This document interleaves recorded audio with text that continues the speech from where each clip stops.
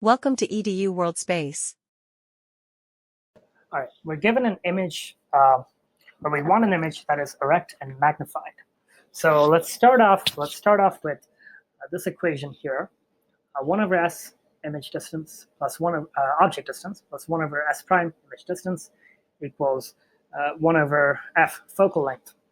So we can rearrange this. This is in terms of s prime, 1 over s prime equals 1 over f minus 1 over s. And then you do some algebra to get it in the form s prime equals s times f over s minus f.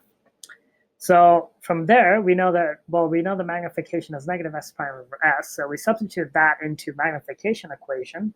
What we get is magnification equals negative f over s minus f. Okay. And so for a convex mirror,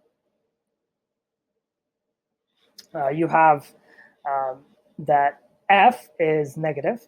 So negative f would just be the absolute value of f. All right. So basically, your magnification equation reduces to m equals absolute value of f over s plus absolute value of f. And as you can see, the denominator is greater than the numerator. So magnification is less than 1 in the convex case. This implies that this must be a concave mirror to produce the magnification of plus 2. Okay, so that's part A. In part B, we'll actually work out some values. So m is negative s over s, negative s prime over s. So we know s, we know m. So s prime will be negative m times s. So that would be negative 2 times 1.25 centimeters, which is the object distance from the mirror. And so the image distance from the mirror is 2.5 centimeters, negative 2.5 centimeters.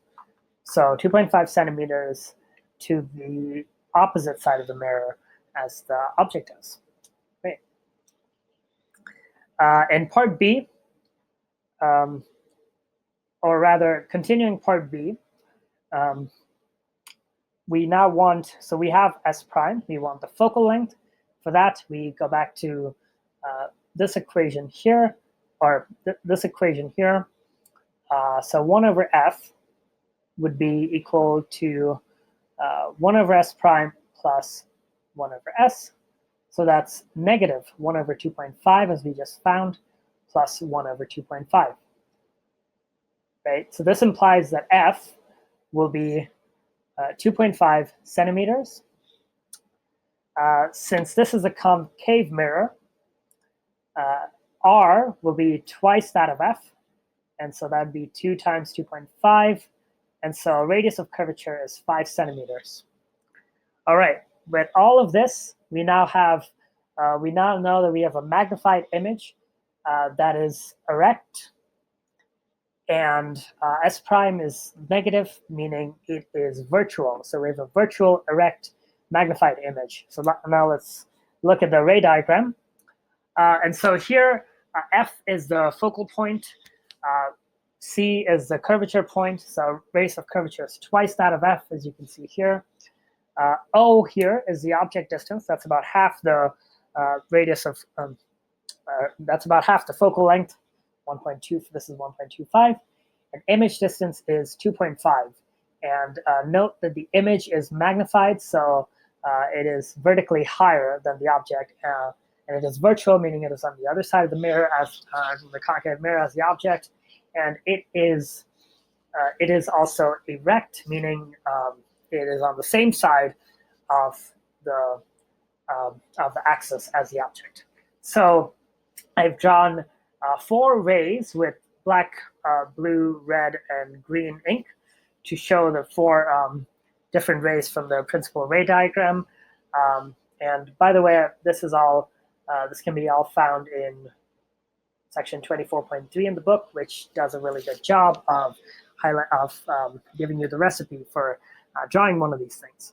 So first of all, we make sure that the the sort of scales are at least roughly accurate. And then we draw 4 rays that converge on the other side of the mirror as the object.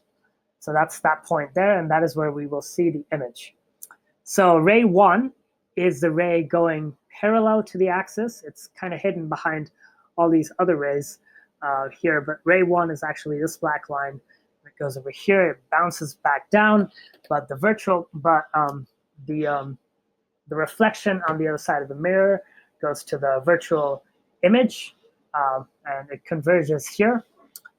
Similarly, for mirror for ray 2, you have a